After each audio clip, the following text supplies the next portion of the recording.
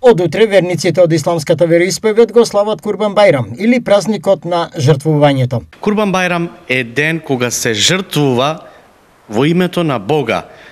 Тоа жртвување се случува со животни одредени од страна на самиот Господ, кој што ни го тоа кажал кои животни може да се жртвуваат и како треба да се жртвуваат. Особено е ден на сплотеност.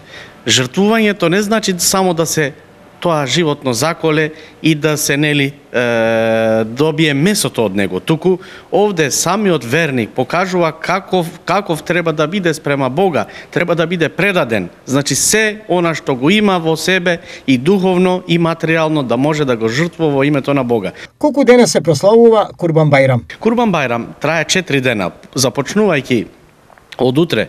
А утрешниот ден започнува со тоа што најпрво ќе се клања бајрамската молитва, потоа, после бајрамската молитва, сите верници кои што имаат можност, заминуваат во своите домови или во местата одредени каде што може да се колат курбаните и започнува таа традиција, тој адет.